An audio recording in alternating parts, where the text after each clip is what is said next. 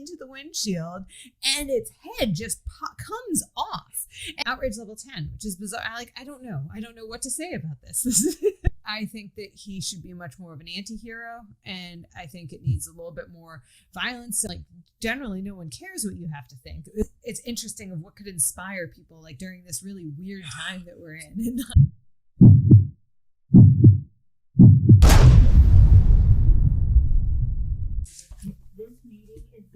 Perfect. And just like that, we've got Lucy, who literally just dropped in here for a chat with Dark Bites. Like, I hit record, he just dropped right in there from the skies, because I'm your host, Rick Hipson.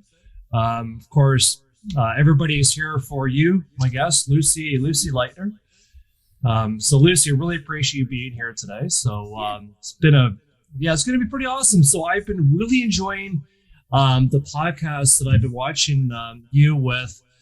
And I guess I could edit out. I know he typically comes into your podcast as SC Mendes, his writing name, but other folks know him, of course, as Mark Ciccarone, just without the E at the end. So we had to practice that with Mark when he was on here before. So it's awesome. You've got a great lighting. You've got a really good setup here because you're a pro at this already. I've been really enjoying the podcast that you've been doing with Mark through Bloodbound Books as well. So that's been fantastic. I think there needs to be a lot more podcasts like that around, where you guys go in there, you really kind of do a full-on autopsy on the whole horror business things, where you get right on the insides and educate everybody on how to actually treat this whole writing thing as a business. So I've been really learning quite a bit about that. Yeah, one thing that we've been doing has been focusing in on very specific things with each person. Like on our last episode, we had Christopher Triana. He's so prolific. Saw that, yeah. Yeah, there could be so many different topics that we could talk to him about, but we just focused in on, okay, let's have a really in-depth discussion on this one thing, and about, writing in multiple genres, because he just released a thriller novel. Yeah. So, we have a lot of different, we could talk to anyone. All these guests that we've had are so knowledgeable. Like, we had John McNeat on. He's an author, but instead we talked to him about audiobooks, because that was just something specific that he has expertise in. So I think that's been really cool, is just having these super focused discussions that aren't necessarily like an author coming in and saying, buy my book, but like you really get right. Like a behind the scenes look at their rationale. And so it's been extremely cool. I've learned a ton while recording these. Yeah, I can just imagine. I mean, you must be just as much of a sponge as the rest of us all watching that. And I mean, I think that was the most recent one that you did, wasn't it, with Christopher Triana? Yeah, that was. Yeah, that was a lot of fun. And oh my God, I swear to God, that line was the best that he had in there. And you probably know what I'm talking about. about person in Ferris wheel? Yeah, that was so good. Oh my God. That was hilarious. It was actually one of my favorite parts too, was because Mark has been painting his house, and so he showed up with I tuned in, I show up, and Mark's got this bright red background behind him. Yeah. And Chris just goes something about joining us from the Black Lodge, and that's why I put I have these red sheets I record from my office is in my bedroom, so yeah. I went under the bed, grabbed out of the bin these red sheets and threw that on top of my screen. So that's why it had that's why we had the whole Twin Peaks theme. It was just a joke, especially after our long absence, and that could only be explained by time in the Black Lodge, Exactly. It's pretty great, eh? It's get out your sheets, we're ready, let's roll. Yeah. That's cool. Yeah, and who knew that, such a guy of a writer of extreme horror would have that romantic side to him. Yeah, I think burst into flames on Valentine's Day. Yeah, I seem to have thought that one through too. Right? That was so articulate. Yeah. It's you got to write a story about that. And the best part is, I think you use that as sort of the teaser at the very beginning of it. Mm-hmm. So it's like a great comedy movie where you start to laugh when the joke is starting to be a set up because you saw it in the previews and the trailers. So you're already laughing before it's even out there. So yeah, that's something we've been doing recently. I think we started that on the Daniel Volpe episode, where we started doing the the cold open. It's just kind of evolved over time. It's not, I guess our first episode must have been in October of last year. October or November, and we've just been we first had it kind of just Mark and I having conversations. I've been working in marketing for probably since like 2006 in some capacity, basically since right out of college. And Mark has this, he's been running Bloodbound for quite some time. And so he has this really, and he runs his own businesses and all that. So between the two of us, I thought we had some really interesting information to give. Me on more of the marketing side, him on more like the business side. And then it's kind of evolved ever since I think Glenn Rolfe commented on a Facebook post about it, saying he wanted to be on the show to talk about his experience of publishing with several different indie presses. And so then after that, we started just having more and more authors on the show. And it's been really cool just getting to know them and understanding, where they've come from and their points of view on everything. So and then on the Volpe episode is when the cold open started, because we had such a good quote from him. And so it's just really evolved. It's evolved over time. It was exclusively on YouTube at first. And now Mark has put us onto all these different, all we're on Apple Podcasts, Spotify, all of those now. So it's been a lot of fun. It's evolved a lot in a short time. Yeah, no, that's fantastic. And you guys are clearly making a really good team with that. Like you said, you've got Mark, who's been doing this, I think, since 05, 06 or something like that. For a few years, and of course you've got your marketing background that you have as well, and I think that's so important for especially independent publishers to be able to have access to this kind of information, where you've got two pros that are sitting beside each other, virtually speaking at least, and talking about the true business of it and how to treat this writing thing as a business, so that it's not just fun, it's not just successful, but it's also something that's actually sustainable as a business. So you're not just seeing all these fantastic people, dip their toes in, do their thing, and then realize you got to pick between doing something you love and doing something that's going to pay the bills, but you can't do both. So it's great to have this information, so hopefully people will have an opportunity to do both of them, be able to maybe pay some of their bills with this, at least to the point where they're making it worth their effort of actually writing this stuff out, getting it out there for people. So that's great. Yeah, that and like just being more efficient with it too. Like the amount of effort that people put into marketing, and it's not done in a smart way at all. Right. It's not done with any knowledge about any strategy or technique or any sort of refined approach. There's no it doesn't seem like understanding what works. And what I think authors really need to understand, which is the thing that it kind of drives me crazy, is just hard sells. Like it's all hard sells. And I'm in my Facebook account now, because I have all these, I think I got 1,500 Facebook requests since Outrage Level 10 came out in February last year. Good for you. Not really. Mostly, I would say 95% of them are not interested in my book. They just want me to buy their stuff.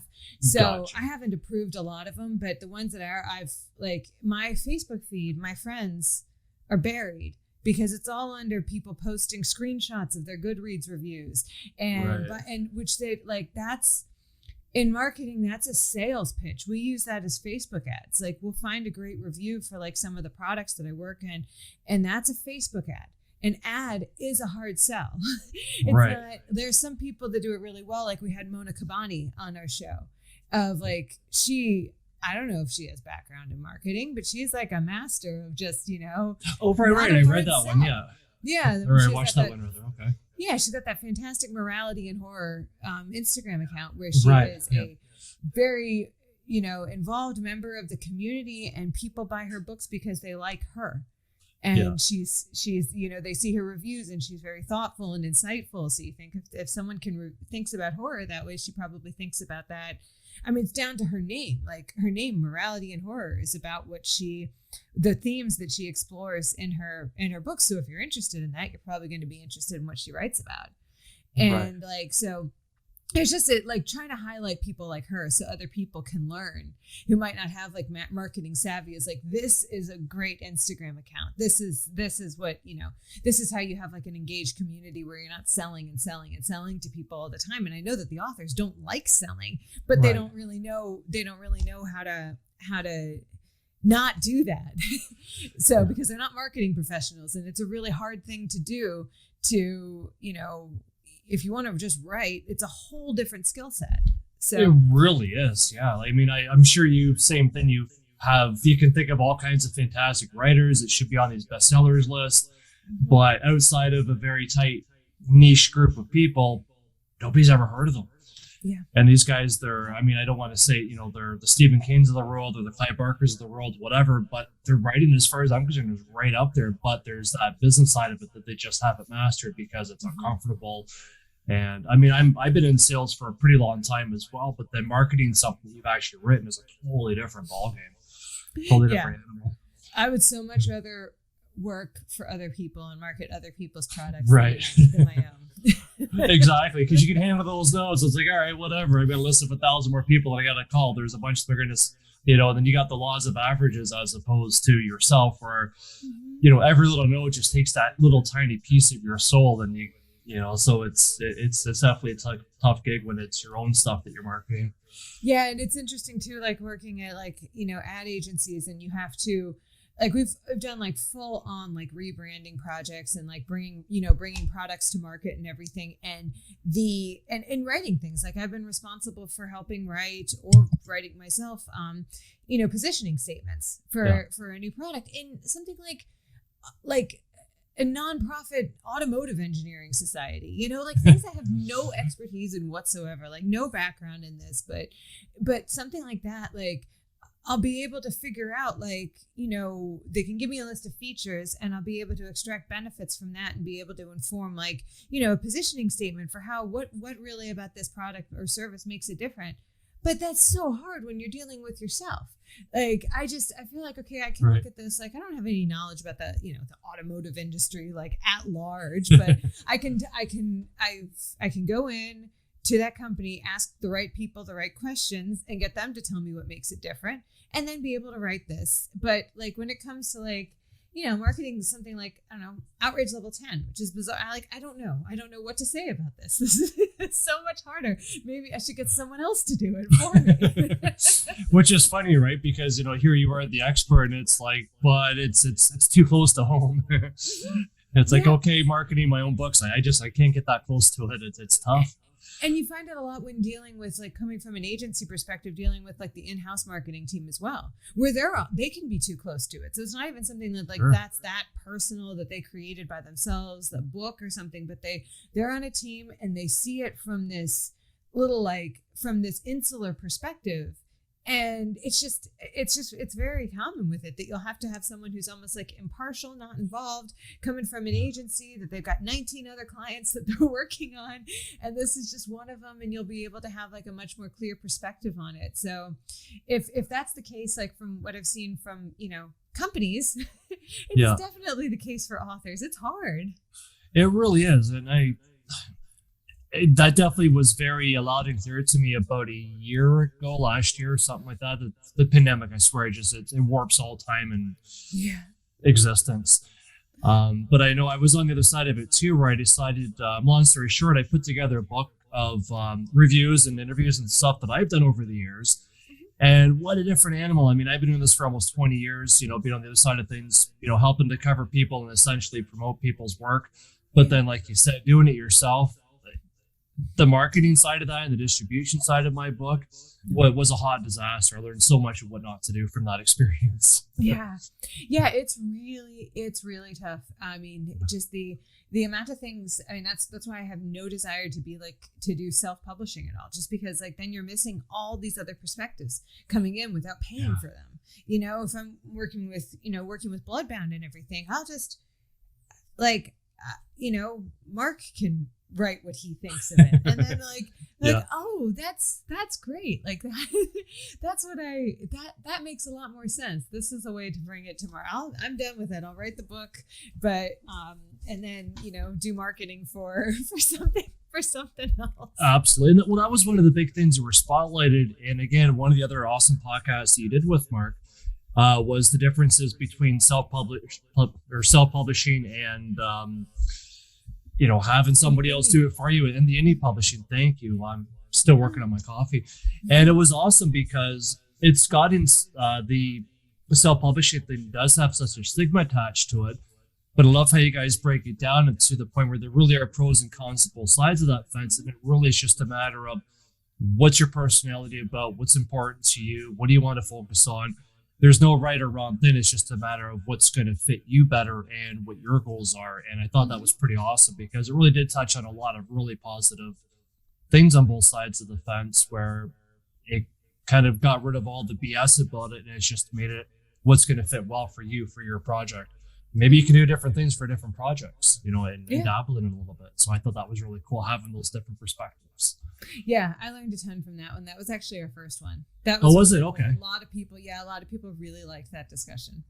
Yeah, no, it's awesome. And it's such an evergreen thing too. I think that's going to be there, and I hope that people kind of pull that out as an archive and check it out down the road too, because it's an evergreen topic, I think, that we all need to be aware of. So yeah, I agree. And the nice thing too is I know that I've definitely learned a lot from all those different podcasts as well. I think that between all the business side of it, to learning a little bit about you as well and about Mark and what makes some of these extreme horror authors tick. And I think that it's really cool because on the one side of it, you've got that surprise from Christopher Triana where he's got that romantic side to him. And you, on the other hand, have a very stereotypical expectation, I guess, from that extreme horror author. It's cool because I learned that we really need to keep pigeons away from you. Apparently, you've been known to have some animals burst into, I guess not so much burst into flames, but where apparently their heads popped off. And I thought as soon as twice. So there's a trend, and I thought that was awesome because when I heard about that was through I think the podcast she did with Mona where that popped up, and she's like, gravitate on that, use that for the for Instagram and the marketing because that's something that people are interested in. And I thought, holy crap, I got to find a way to work that. I need to talk to you about that because I don't know anybody else that can just, walk through a nice park. It's a beautiful sunny day. You're feeding some birds and their heads are just popping off. Like, how does that even happen?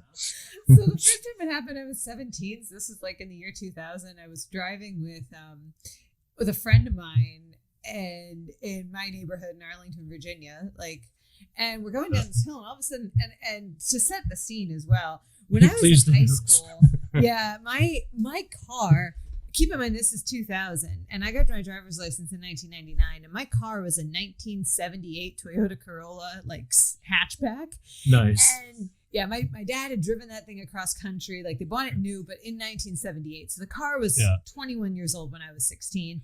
And it was when I was a kid, my dad let me and my brother and sisters painted and put all these decals on it. So, and then I was like, I knew that was going to be my car. It was like the frame was held together by rust. You could turn the car and the back doors would just fly open when you're going around the corner. You could take the key out of the ignition and the car would still be running. So, that's great. It was amazing. And life of its own. Yeah.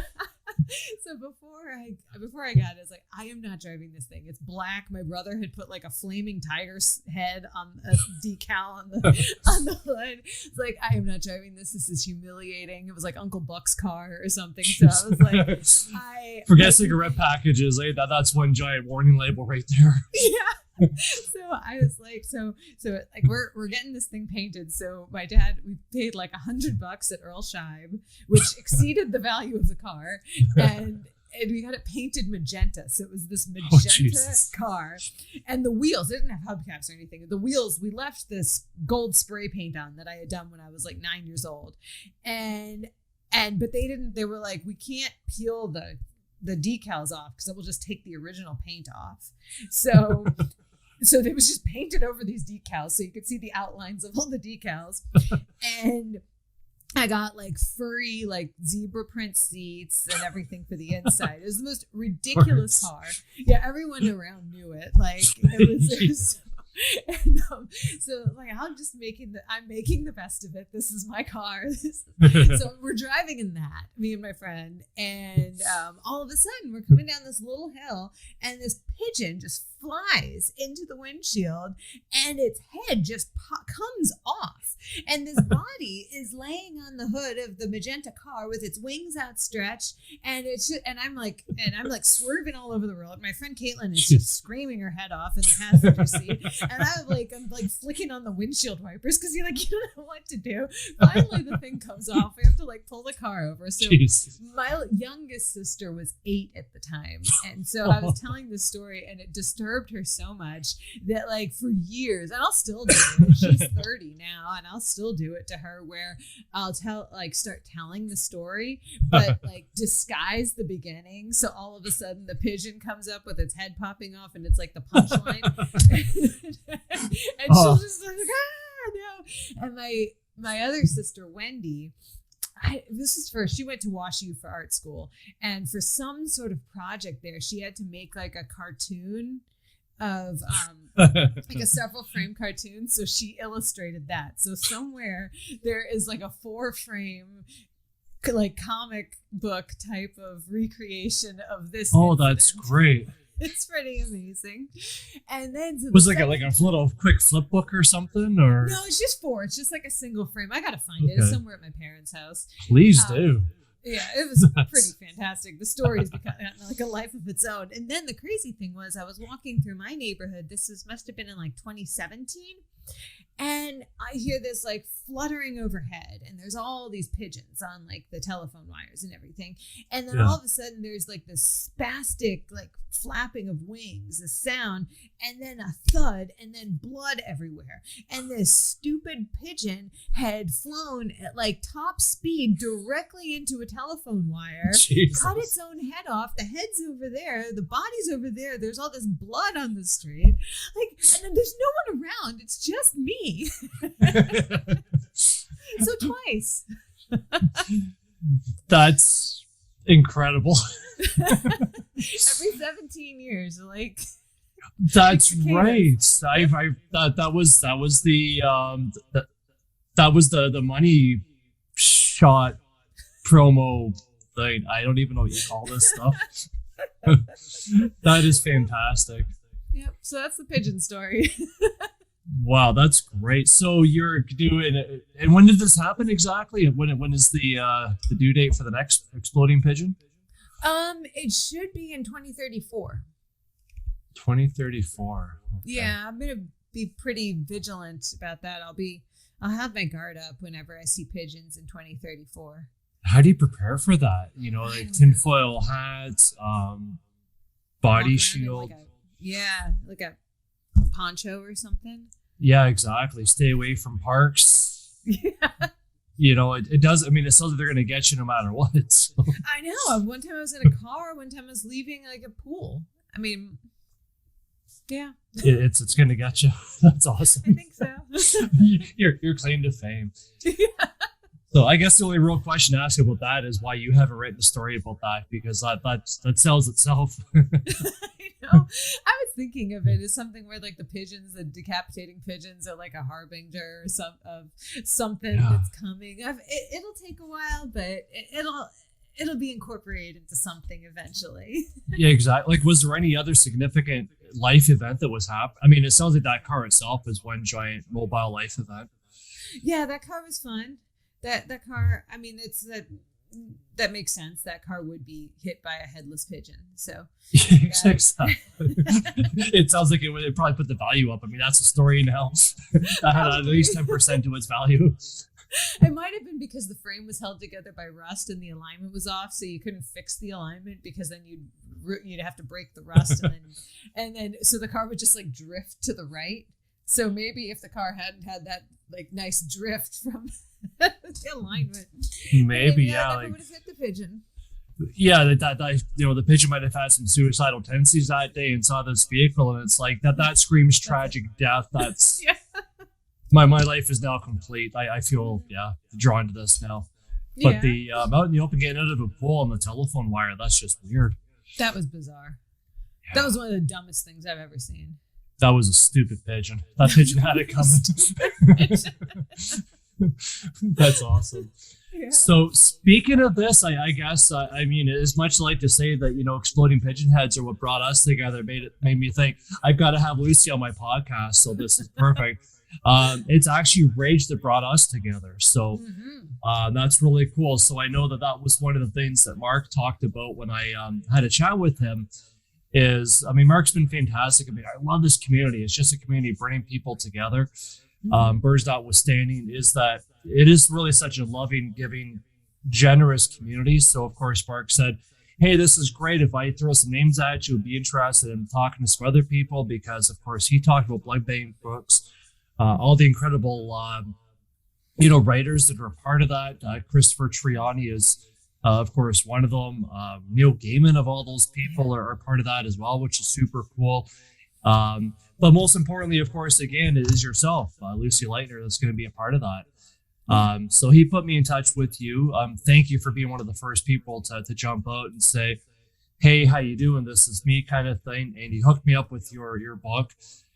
And it was one of the strangest, weirdest, fantastic books that I've read in a long time. Oh, thank you. No, you're welcome. There's so many layers to that book, and I'm so glad I have a chance to pick your brain about that, because it seemed like it was sort of a mod podge of fantastic ideas that all kind of merged together to create this, I guess, the linear idea of what the future might hold for us. And I couldn't help but wonder, I mean, we're all influenced. We're all, I guess, the product of our influences over the years, because especially as people that love this genre of ours, we grew up probably being immersed in it. That's why, things like Bursting in Flames and Affairs will having birds that decapitate themselves. To us is fascinating, great material, because we love this stuff. And I got the impression there was a lot of influences that kind of converged to create that. And I'd love to know what came about for you to actually bring the idea of Rage Level 10 together. Was it one kind of light bulb idea, and then as you wrote it, it sort of presented itself to you and unfolded? Or was it a bunch of different ideas that you thought, yeah, that's my story, that's my weird future, this is now what I need to write about? How did that come together? So after I wrote my first book, Working Stiffs, that came out in 2012, I joined Twitter. And I wasn't really active on it. I hate Twitter. I've never, it's just not a platform for me. But I did notice, like, a lot of these things would start coming up with, like, it would be like the outrage culture is what it was called at the time. It's now turned into being called cancel culture, I guess. But at the time, it was these weird, like, people would kind of gang up. It would be like these mobs that they would find some sort of transgression that obviously you pretty much always wasn't like an actual, like, legal offense, but it was more of like a social transgression. And it would just get out of control. Like, there'd be far worse things that would happen, but people would focus in on this one because, like, it went viral. And so you would see things like almost like spiral out of control, and you'd have this like outsized reaction for something. And it's, it's continued on to this day, but I thought it was really interesting because I always loved the French Revolution. And to me, it sounded like one thing that's like, that I thought was so interesting about, like, learning about the French Revolution back in, like, middle school when I first, like, was exposed to it, was how, so you'd have these things that called the Committee of Public Safety, and you'd have these things like in Paris, and basically anyone could report you to this committee for counter-revolutionary activities. And so what would happen is people would use that to, like, settle old scores that were totally unrelated to the revolution. So you'd have this person, like, a neighbor, like, didn't like another neighbor or something. And then so they would make something up, and they would just tell the Committee of Public Safety. And you find out, like, it's the same thing that happened in the Salem witch trials. Like, one of the women, I think the first woman who was accused, was just a weirdo that they didn't like in town, that, like, the Puritans didn't like. They thought she was a weirdo. They found her objectionable, so they accused her of witchcraft. So, and I don't know like how many of these people actually believed this stuff. And again, I don't, but it was very convenient for people to just be like, we don't like this person, so this is how we can get rid of them. So I kind of wanted to capture that, because I kind of think that that's like what's going on with a lot of these things, is like, this is 100%. Yeah. So, and it was just interesting also to me, just like this sort of like mob mentality and everything, and how people can just like get so out of control. So and then there was a lot of other stuff going on, because I started writing it in like 2012. Like that's when I found like my original papers. I couldn't even remember when I started writing it until I found like some documents, and that's when they were dated. And then other things were going on. Like there was like a lot of like, anti-police protests and things like that were going on. So that's when I kind of thought like, oh, that would be interesting in like a post-police society, how these things would be, how justice would be carried out, like how laws would be enforced. And so I kind of thought, like, what if this kind of like this mob justice replaces that? And so, well, how does that happen? Well, there's been a revolution, and then this is what happens. And so I had my 3 leaders of the revolution that were based completely on Robespierre and Marat and Danton from the French Revolution. Okay. So you had like this, you had like 3, totally different personality types that came together to run this. And I thought like, okay, so we have this police officer who basically his job is now to enforce parking tickets and things like that, because you still need that, like, no one wants to bother with things like that, and like checking liquor licenses and stuff like that, these menial tasks. Yeah. And then so I was kind of thinking like, who would become this? Like, this is a horrible job. So, and at the time also I was really interested in like all these like things with like the concussions in sports. Talked a lot about it. Like I live in Pittsburg. Hockey and football are a really big deal. And I'm a bigger hockey fan, and I was just really interested by all that. So I was thinking like, well, what this like, so you have a guy who's like brain damaged from chronic traumatic encephalopathy from being a hockey goon. So, and that's who the cop is. And I also just really was thinking, I was like, okay, well, I have this world, but like, what am I going to do with this? Like I love detective stories. So I wanted to make it basically a detective story. Like, this is my detective. I didn't want him to be like, he wasn't like a typical detective. No, he was nobody's hero. No, absolutely not.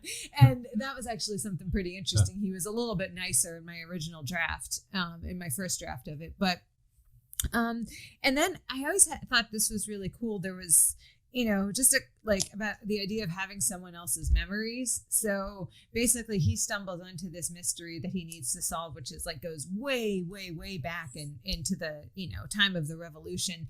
But it's basically a new treatment for his, brain disease. And that's that's a side effect of it. And that's how it sends him on this mission and everything. So to read it, I read Bob Probert's biography, and he was one of the ones that I thought about. Yeah, Bob Probert, Wendell Clark, Marty McSorley, all these big guys. Mm-hmm. And Bob Probert, like there was some interesting stuff with him, like, getting hooked on painkillers, not for the brain, but for his hands, because of all the fighting and everything. Just his hands were in so much pain. So that's kind of how I came up with my idea for my main character's, mangled hands. And then I read a lot of like dystopian books, like, a lot of the classics and everything that I just somehow hadn't read yet. And a lot of like detective stories to format it correctly, and like to get the narrative down for how I wanted the story to unfold. So it was a lot of things. It was I revised it several times back in finally, I guess it was fall of 2019. I'd been sitting on it for like 2 years. I hadn't touched it since then. And I sent it over to Necro Publications, because they published my first book, Working Stiffs.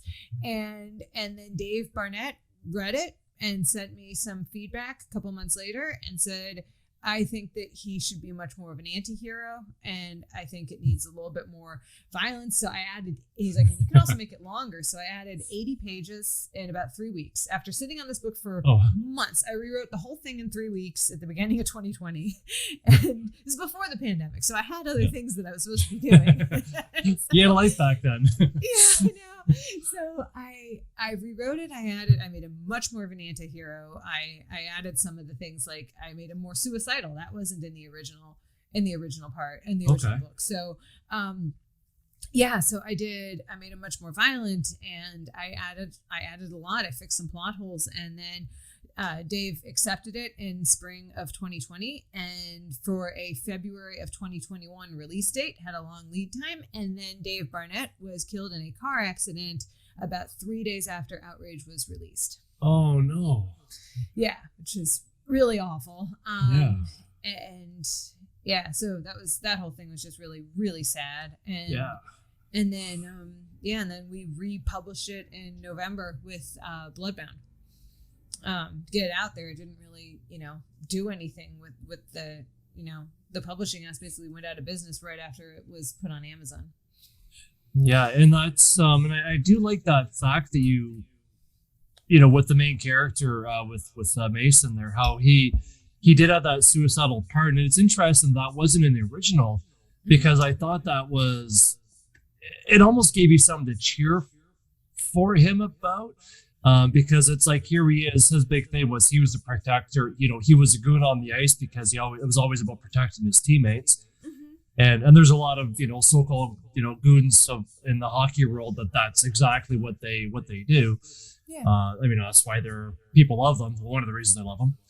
And the fact that the main character could barely even be his own hero. Meanwhile, here he is put in that spot, like it or not, of essentially being the hero to the new, to the new revolution. Mm-hmm. So I thought it was a really cool aspect, and it just, I couldn't imagine it being any different. It was very relatable.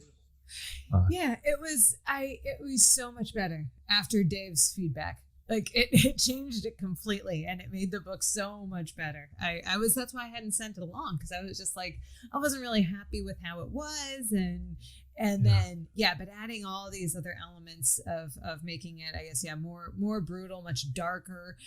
There were certain scenes, total characters that were just added.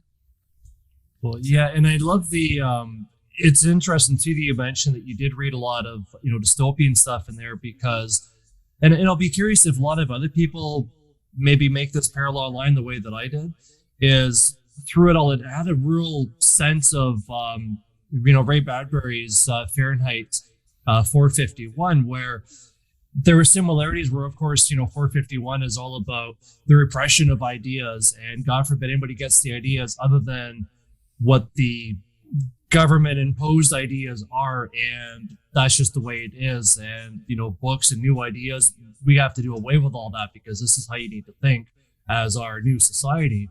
Mm-hmm. And in a sense, you kind of have that throughout this book, except instead of that, very tunnel vision depression, it's almost an oppression of, where was I going with that?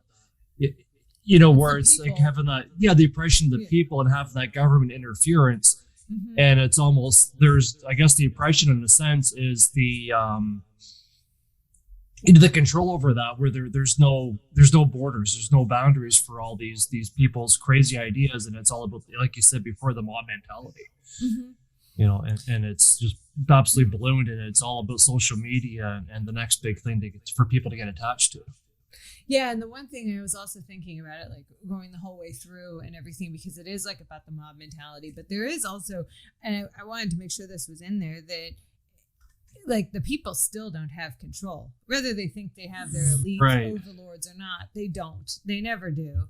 And so that was just kind of another thing that I had on there as well. Is like, is making sure there was that level of it also, that like, this isn't necessarily the people's all doing. They're still being kind of, controlled by this, these shadowy people from, that assumed power. So as you're saying, there's a lot of levels, because it also was years of writing it as well, years of revisions, and things changed. So like, there were just a lot of other things that like, that I noticed over the years that it wasn't necessarily just like, okay, here's, because you see like also like, you know, if you watch like a 1970s movie about like the future or something, it's just funny because, and then you'll see all of them and they all had a very distinct vision. Like they all thought the future would be all white in the 1970s. Like, right. So you always see these things of like, you know, like all the rooms were white, all the furniture looked, because it was the 1970s version of what they think the future is. So this wasn't necessarily like, I didn't want it to be stuck in like what Lucy thought in 2012 or something, but it goes all the way up into like 2020, of like kind of like a little like a future with stuff informed from all of those like all those years. Yeah, and it's so believable too. I mean, I can really see our future going in that direction that you outlined in Rage Level 10, and I think it's a huge wake up call for people. I think it's a fantastic story. It really dissects what we should be afraid of in our society, and it's essentially a warning shot for watch out, because this is quite frankly a future that we could be in store for if we're not careful about, you know, latching onto these mob ruled mass opinions and all the noise that can come about from that. And you know, watch out. It's those big distractions. I mean, like the whole Will Smith thing, even like it's ridiculous. That shouldn't have taken over the nation and been so dividing. It's such a trivial, ridiculous thing. Like you said with the cancel culture, God forbid he did this 20 years ago, he wouldn't have a career. It absolutely destroyed the rest of his whatever remainder of his career is. And it's, you know, that's just an example of all these things that do happen in society where it really shouldn't, but people latch onto that. And how many of them are fake? That people get like, you know, think of people being all outraged about Jussie Smollett. Yeah. Like fake, like all these things, like so many of these things that people, and it's just so interesting how people can have such a, and I don't know if they do. Some people have an emotional opinion. This is the kind of the issue, is that there's some people who have a real emotional opinion about these things. Like they see, especially for something like the Jussie Smollett thing, where they say, oh my God, like this is horrible. This is scary. This could happen to anyone.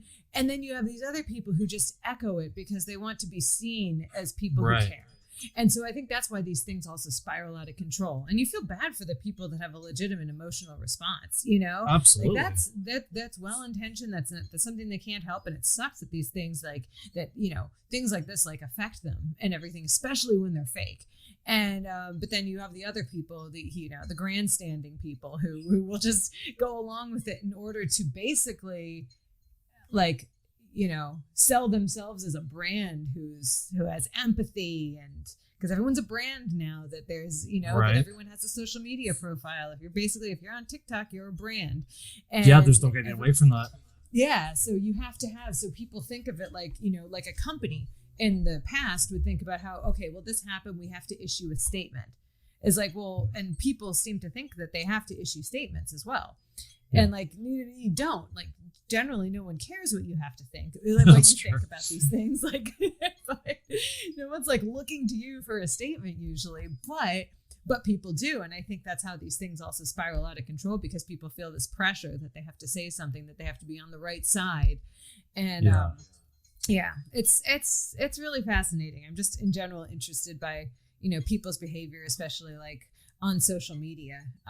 And I do think that it's becoming increasingly part of reality as opposed to just staying on the internet. Yeah, no, absolutely. And I mean, I love the fact that you've got the three leaders where they've got these generic names, you know, the Hammer, the Watcher, which is super cool, and the Speaker, because it's like people don't care who they are. They just care about what they represent. And they think that, okay, these guys must represent what I'm all about. So anything they say, anything they do, that's like they got to latch onto that because that's part of their representation, whether they really believe in it or not. That's the big picture that they think they should be gravitating towards. And like you said, any noise that comes from those big picture representations, they think, okay, well now you nailed it on the head there. Now I have to make a statement about this so people understand why this represents me or why this should make a difference in my life and all the rest of it. How are we doing for time, by the way? Just looking up here. I think we have to... I got about 10 more minutes. Okay, cool. Yeah.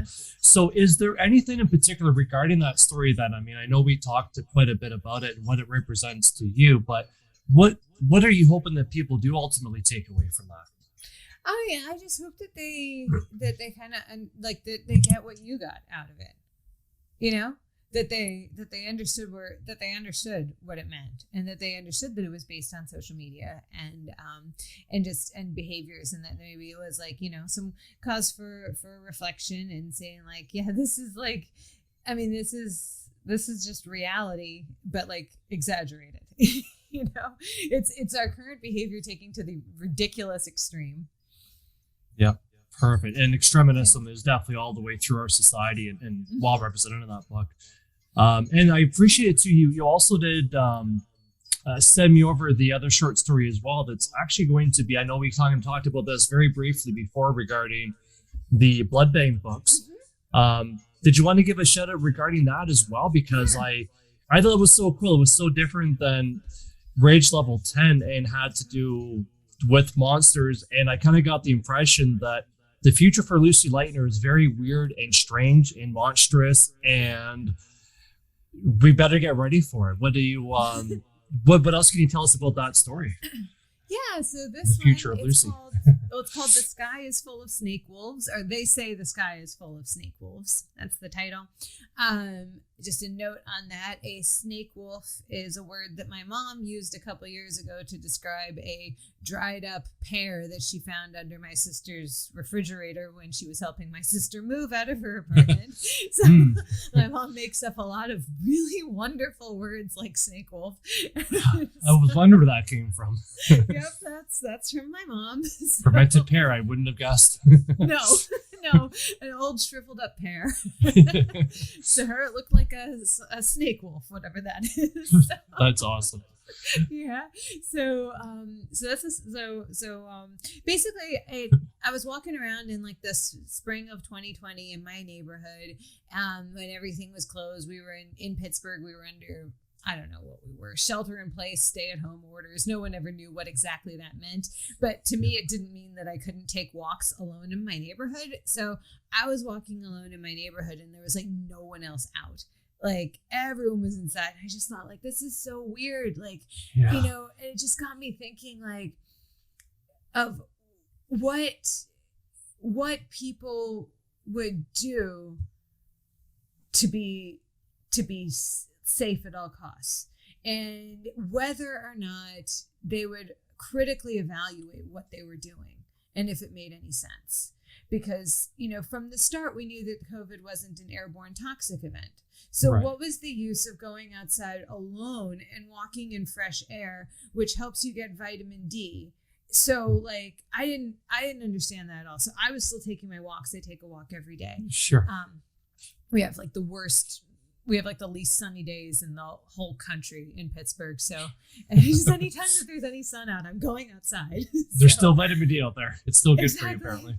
Exactly. So like, I thought that was interesting. It's just like, okay, well, you know, people are just being told stay at home, and, you know, and everyone was doing it. So I was thinking, so I kind of came up with this world where it was just like, it's current day, but it's like an alternate reality where, for, you know, 15 years or so, there have been these monsters that no one has ever actually seen, but you see all this carnage from them, or people have seen, but they're all reported in different ways. Like some people say they're snake wolves, like some people say that they're, you know, these shadow creatures or something. And this is what happens when you go outside. So my main character is trapped in this house with this guy, her fiance, that she met online, where he is horribly abusive and terrifying with, you know, if she does something like drops something on the floor or spills something on the counter that could possibly damage his pristine house. So he's basically terrorizing her, and she's stuck figuring out if she should go outside to risk those monsters or stay with the one inside. Right. It's like the monster you know or the monster that you don't know. Yeah. So basically it's a short story, and it kind of goes into the backstory a little bit of these monsters and just the decisions that she's making in the house. So yeah. Cool. Yeah. And I think my favorite part about the story too is, I mean, such a gut punch at the end. And there's so many subtleties in there where you hint at things, and it's one of the great, I mean, that's what some of my favorite types of stories as well, is that there's all this fantastic stuff going on the surface, but it's kind of like a great artist where he'll use blank spaces that sort of tell you more about what you are meant to see. And the thing I like about the story too, it's a lot of the stuff that's kind of below the surface a little bit that makes you finish reading, you get that good gut punch, and you think, wait a minute, maybe this is what was meant by this. And all of a sudden you're going back and you're kind of rethinking some of the other stuff, and you're like, did I read that right? That was kind of a little bit more distorted than I thought it was. What else is going on here? And all it's almost like the unreliable narrator, I guess, in a way, except it's your perspective that becomes unreliable after reading this. So it's really cool. Thank you. I'm really excited about this one. That's one of my favorites that I've ever written. So, and it's just really cool to be, being a part of that anthology. I'm really looking forward to getting my contributor copy just to read all these other ones too. Like, I know it's going to be such an interesting mix of all these different stories, and I also just think, it's interesting of what could inspire people like during this really weird time that we're in. And oh, absolutely. Yeah.